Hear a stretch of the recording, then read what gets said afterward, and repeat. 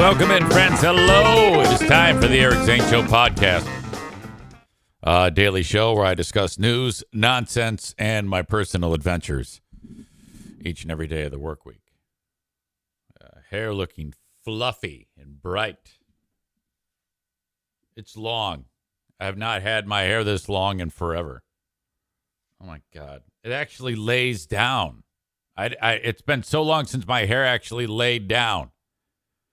Typically, it's like going 10 directions, because I cut it too short. I only know that because Andy from King's Room Barbershop, he goes, yeah, you look like you cut your hair with a damn fucking chainsaw. It looks like shit. So I'm like, okay, well, what do I do? Because we'll let it grow out and then I'll style it. I go, I want it to look like Sandra Bullock's deceased lover. He goes, what? I go, yeah, that guy had some sweet hair. He goes, all right, grow it out, and then I'll see what I can do, you jackass. Sarah, who's with us, and she was with me at the races at Berlin. I love your hair like that. So sexy at the races, she says. Oh, come on. I don't know how you could have paid attention to that with that handsome hunk Brad that you were with. But thank you. I appreciate you. You know I love you. Happy birthday. Okay. We have a lot to discuss today. Holy shit. Let me just start with this. You're damn right. I was rewarded with a ridiculous amount of food last night. I told you going in that Sunday family dinner, I'm just going to pound whatever we have into my hole. I had really made no errors in judgment and poor eating all week long.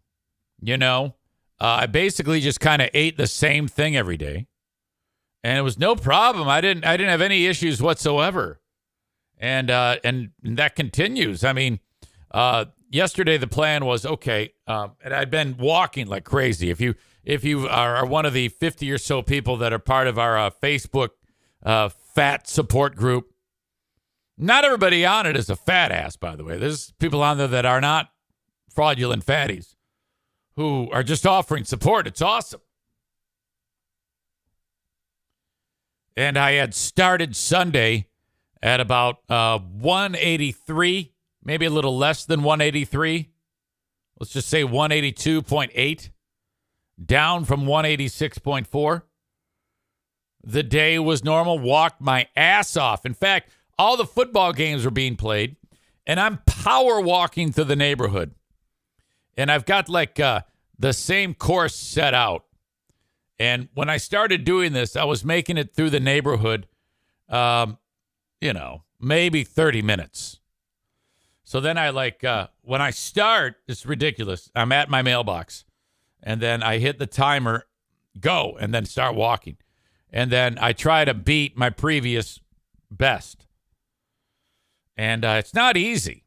Now I don't run. I can't run. Any type of running, that knee is like, okay, you're an asshole. We're going to punish you for this. Walking's fine. So I take these big steps as fast as I can. I look like such an asshole. It's embarrassing. But it's a lot of work. You know, this isn't like some lazy walk stroll through the neighborhood. I'm actually walking with purpose, trying to be less disgusting. I'm trying. Football games are going on. I know that I haven't done any walking by 1 p.m., so I better get after it. So I do my 2 laps of the neighborhood. Takes me about 50 minutes. And then while I'm doing that, I get a text from the commissioner of our fantasy football team, our neighborhood fantasy football league. And she's like, "Are you power walking through the neighborhood while we're playing fantasy football?" I'm like, "Yeah, I don't have to watch it. I'm not going to sit there on the couch and watch NFL Red Zone like an asshole or anything. No, fuck that shit." I didn't watch any football. And I usually don't. I pretty much only watch the Lions. I don't really give a shit. I mean, I kind of give a shit, but not that much of a shit to football going on. I'm glad I didn't watch the Cowboys and the Giants last night. The Cowboys won 40-0. It was an embarrassment. But I do follow along. So there I am, closing out my fitness rings, and then it's time to eat. And I go, all right, this is it. Everything is on the shelf now. Get the charcoal going. I have this incredible baked potato recipe. And it's the easiest, dumbest thing. I think I've even talked about it before. Big ass potato. You wash it, you dry it, you poke holes in it with a fork all around it. Very important. And then you roll it in olive oil or avocado seed oil or grape seed oil, any natural oil like that. And then you it's got oil all over it. Then you roll it in sea salt or coarse sea salt and sprinkle it on. Make sure it's all over it. It's completely caked in salt. Put that into tinfoil, wrap it up. Another layer of tinfoil. Throw it on the grill. 40 minutes. You cannot screw this up. With about 10 minutes left in that potato cooking time, I throw these ribeye steaks on, which, I mean, nothing to it. The meat drives it. You don't have to do anything with these steaks. These Costco ribeye steaks are fucking fantastic. My God, they're thick. They're gigantic. Just the right amount of fat on them. And ribeye is like my favorite steak. Sea salt, coarse sea salt on these things. And then put it on there. And then I got my little squirt bottle in case the flare-ups, because it can quickly go south on charcoal with flames popping up all over the place. So I'm watching it and do my flippy, and they come out perfectly. By the way, so important. Don't just throw a straight out of the refrigerator steak onto the grill. Please leave it outside, out of the fridge for a period of time so that it drops down to room temperature. Don't just go fridge to grill. And then the other key thing, in addition to seasoning it, is when you pull it off the grill, don't cut into it. Let it rest for minimum 5 minutes. And then, oh my gosh. So then the potatoes come off. You take the potatoes and you on the ends, you like squeeze them together so it kind of smashes to some degree. That's how they look when you go to Texas Roadhouse. So now you've got a crusted outer skin with salt. And then, I went nuts. Cheese, sour cream, bacon, and butter. And then it starts to melt, and then you cut it up into a mash. Oh, my God. What insanity. That and the steak, and then the asparagus. Okay, and then afterwards, 2 chocolate cupcakes. Yeah, you're damn right. That's, okay, now, and then that's it. It's out of my system. Back on the wagon today. That was the only thing off the wagon I did the whole weekend. But that's the plan going forward. Oh my God, those potatoes. Absolutely fantastic. So do it okay. I feel great. And Aram says that doesn't sound that bad. Well, it was a lot of food. Okay, it like the plate was heavy. It was a heavy ass plate. I was like, oh God, this is gonna make it seem like I just ate 10 pounds of food. Maureen says she had less than 800 calories yesterday. Wow, that's not enough. My God, you got to eat, woman. Okay, so my goal is 2, maybe 3 pounds a week. That's what I'm going to do. This is going to take a little while. I know you're all doing great. Thank you so much for being here. And off we go. My God. I was at the races at Berlin over the weekend for the season finale. A couple things that were just absurd.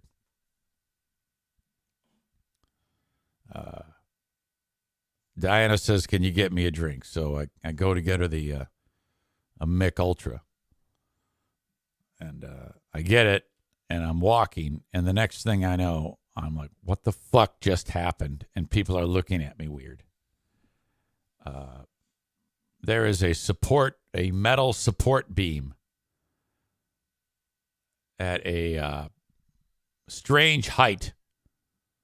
If you're not looking where you're going, and I was not, I was like looking down.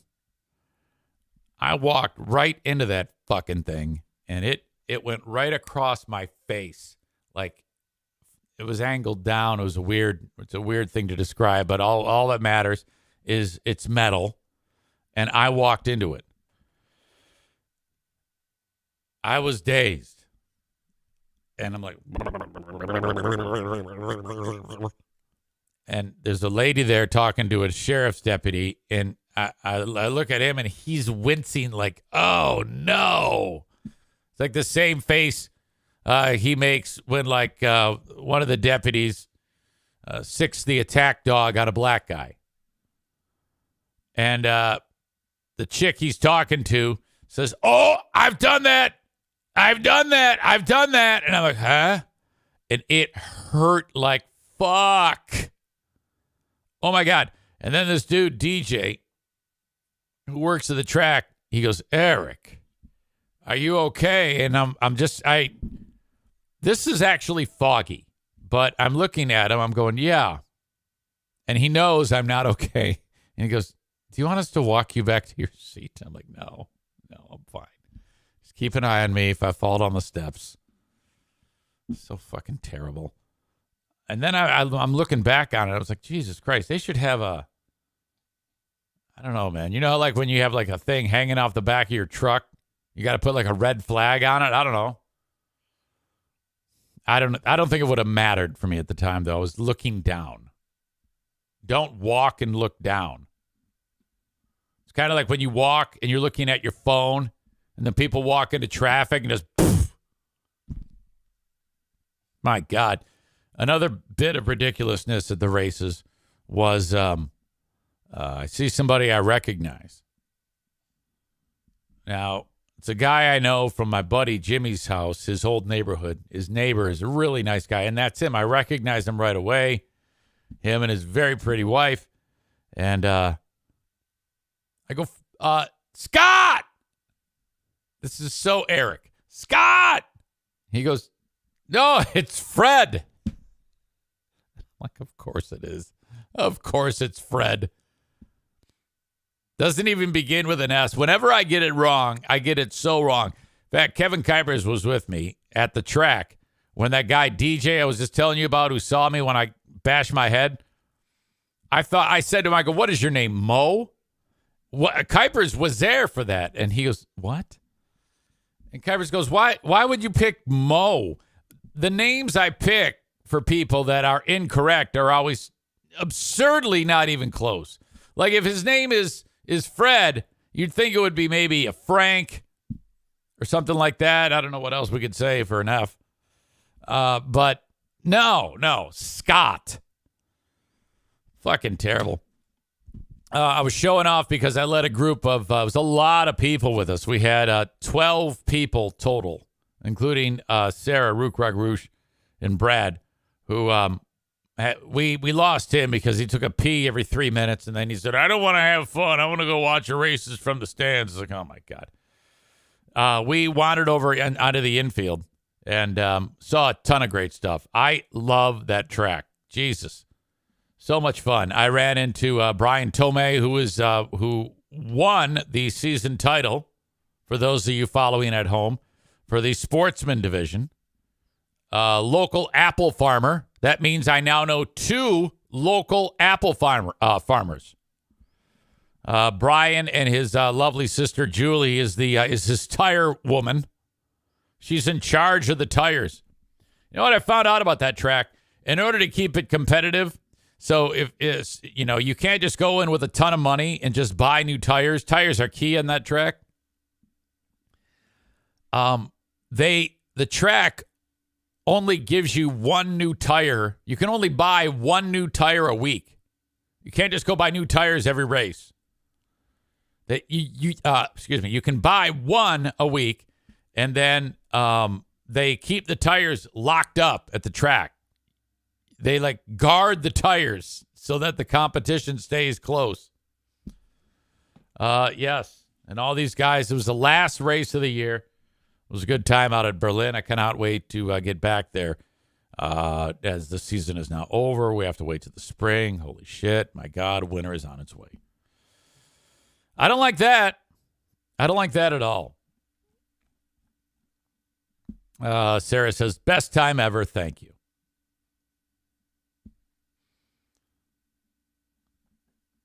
What? I don't know what the hell is going on. Everybody's name should be Chief, Buddy, Pal, etc. Yeah, I know. It was bad. Adnan says, I deliver mail. I walk into shit all the time. It's the worst. Cop probably thought you were hammered. Yeah, I'm guessing so. My new pal, Matt. Okay, I'll just give you a little bit of background here. I might as well just come out and say it. I've talked about this before, but I have new friends. My first new friend was Cole Lutz's mother. Is it Sherry? I discovered Cole Lutz's mother because Freebeer was dogging the shit out of her on the radio. And I didn't like that. I said, she needs to know about this. And he was dogging Cole and making all sorts of horrible accusations, which are probably slanderous. I made friends with Cole's mom. Then I made friends with Cole. Reason why these people was going after these people, because this is the ex-in-law, ex-husband of his current wife. So over the years, I've started a relationship with these people. 1 month ago, Cole sent me a note. He says, I'm with my neighbor's son. He's 14, and he's a big fan of your dad. And I go, oh, well, yeah, let's do a FaceTime. Ben, I think, is... I think he was born with cerebral palsy. I think that's what I was told. I'm not sure.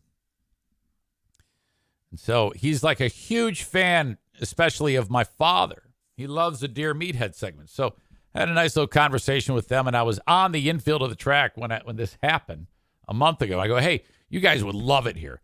You should be my guest coming up on September 9th. Done. Put it in the books. So, Matt, who is Ben's dad, brought his lovely wife, Nicole, and their kids, Luke and Emma. Am I getting that right? Along with Ben. And Cole brought his better half, Lisa, and his kids. The oldest, his name is Gage. The middle one's name is Lennox. And the youngest one is Murphy, or am I getting that backwards? The last two. Well, anyway, you get the deal. So, holy shit. We have this army of people that are now on the infield, and the kids are digging the fact that they're up close next to the drivers. And Cole, who's kind of a hillbilly, is with Matt, and they're in between turns 1 and 2 during the limited late models, and there's a fucking wreck, and like cars are smashing into each other right into these dudes. So I mean, there was a lot of action, okay, at this event. There was one moment when Cole's son Gage, he's really, really sweet kid. He's 11, and he, you know. This is a little wonky because his stepdad is our old pal Freebeer, and I don't know what's been said, so I don't want to make it awkward for the kid ever. But he comes walking up to me. He says, "What do you do?" And I go, "Oh, little this, little that, here, there, things." He goes, "Are you on the radio?" I go, "No." And then there's people are filling in the blanks for him, and I'm like, shut up, I don't. And Sarah goes, "Oh yeah, he's on the radio. He's on 101.3. Yeah." And I'm like, yeah. He goes, "How do you know my dad?" I go, Facebook, yeah." And I can tell he's not getting the answers that he wants. Now, little do I know, Cole has said to him, "Yeah, he used to work with Greg." So then I felt bad. I go, I gotta shoot him straight. I go, "Actually, I used to work at a radio station. I used to work with your stepdad. And that's all I said. I said nothing more. And he goes, oh, okay. So then that was that. I don't think that, I said to Cole, I go, well, is his mom aware at who he was going to be spending time with? And she goes, I don't think so. I go, oh, okay. So we didn't say anything, and the kids had a great time. I imagine it's going to come up in a conversation. So, Gage, what did you do over the weekend while I was out leaving the family while I do my broadcast dreams? Oh, yeah, I was hanging out with Eric Zane. Oh, fucking shit.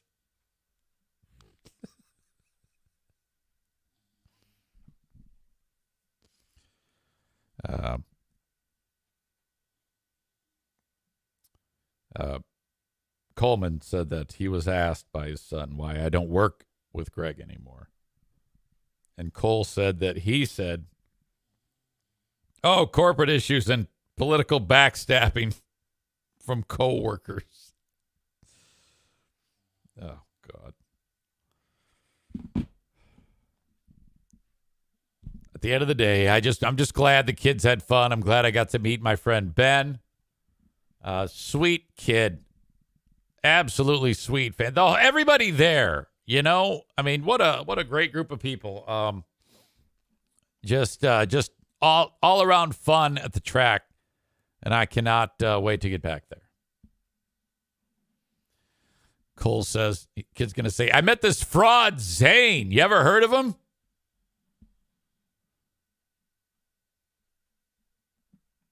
Listen, kid, I want to kick the living shit out of your stepdad, okay? Nah, I wouldn't say that to the kid.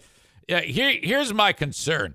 I think that Dad Matt, in particular, who is the father of Luke, Emma, and Ben, makes some questionable decisions when it comes to the things that he listens to in front of his kids, because I'm pretty sure I said some horrible things on a recent podcast that he played, and he realized, oh, shit, and had to turn it off real quick while the kids are sniggering in the back seat. God damn, don't do that. Don't do that. So I am a little bit, what concerns me, this is actually in all seriousness, if Greg,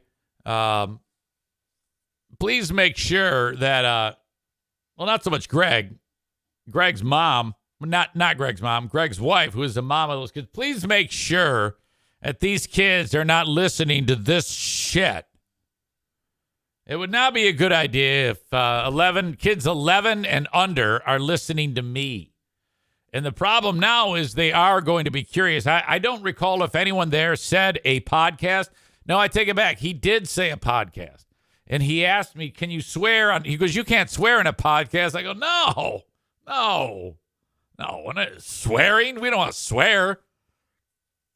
And you know how it is with kids. They get so damn curious. So now he's probably going to listen. And then that's weird. So to all the parents involved, I need you all to get your fucking shit together so that you make sure that these kids don't listen to this shit. That would be very, very fucked up if that was being talked about. I mean, I cannot predict what the hell I'm going to say, and I'm not going to police it, okay? I'm going to say whatever the hell I need to say. In fact, right now I have this conflict because Matt, the father of Ben,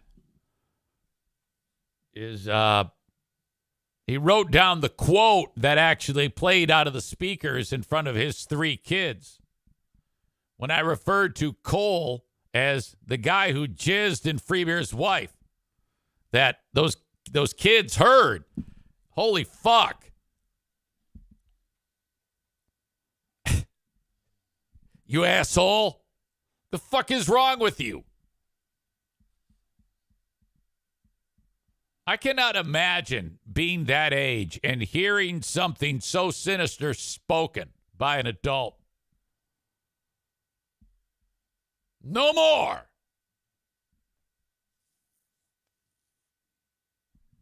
The ladies hit it off.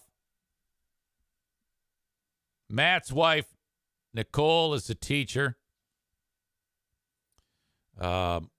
Cole's significant other, Lisa, is a school counselor, I believe. And then you got Diana there, parapro in the schools. So they're just chattering up a storm. It was so great.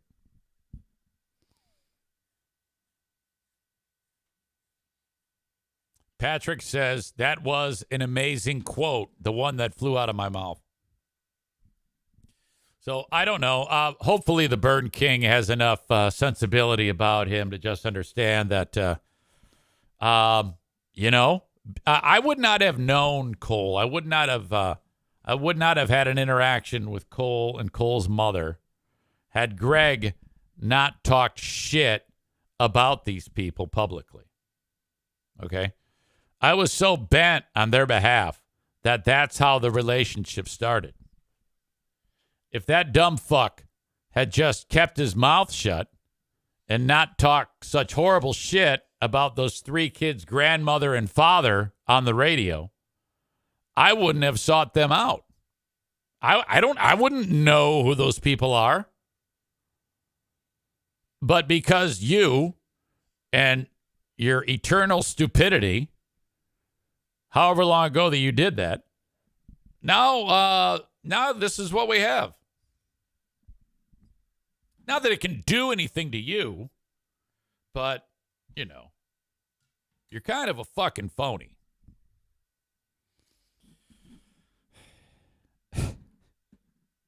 All right. So that's basically what happened. It was a fantastic event, fun time. Glad to make new friends, because I don't really make too many new friends, but lately I have been, and I'm kind of happy with it. I've actually made new friends. My fantasy football team, my general manager, Kelly Football, she's fantastic, and all the neighborhood people that are part of that. What I love about the fantasy football team is that they're all young people. They're all in their mid-30s. And I walk in my mid-50s.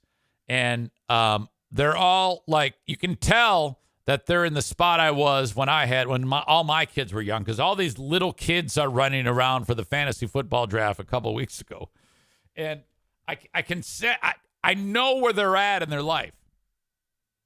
When kids are just dominating the field, it's a different vibe in a family, And so I'm watching it all unfold with them, which, by the way, I beat the shit out of whoever I was playing in week 1. God damn, did I kick ass. So, people I've never heard of. I have some guy named first name B, last name Ayuk. He's a wide receiver for the 49ers. He scored 32.9 points. That really, and I didn't even have Travis Kelce. I still have people that are playing. Josh Allen still has to play. So I kicked the shit out of this other Justin Fields. What a fraud. Fuck that guy. I'm so happy. Chicago fans are stupid. The only drawback on that is that the Packers did well.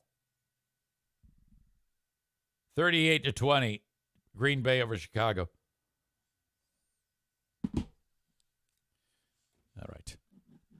For you folks that are watching on Facebook, Twitter, and YouTube, thank you so much for being here, but I got to kick you out. The rest of the show is on Twitch, twitch.tv/Eric Zane Live, or download the Twitch app and then search Eric Zane Live, all one word. Hit the follow button so that you can know when I go live. And if you have Amazon Prime, link up your Amazon Prime account and then hit subscribe. That way, there's no commercials during the middle of the show. Some of you are like, oh, my God, I get all these commercials, ridiculous. You got to subscribe, and you have to do it every month. Like, you actually have to hit the button every month because that is a free subscription because you have Amazon Prime. and Amazon owns Twitch. That's how it works. You can also download the audio podcast, the audio version of what I'm saying right now, wherever you download shows. And I have a Patreon bonus podcast each and every day of the week, not to mention several other shows, clip shows. Who are these Justins? Who are these Freebeers? Who are these Zanes? Who are these Ottawa County fascists? Tomorrow is the Fat Fuck Summit with Jamingo. That should be great. I'm interested in seeing where that winds up. Jesus. As the Grizzly Bear and EZ chit-chat for a bit. I don't even know how that's going to go. So you can check it all out there. Patreon.com/Eric Zane. Sign up free for 7 days. That's awesome. Sign up free for 7 days. Patreon.com/Eric Zane.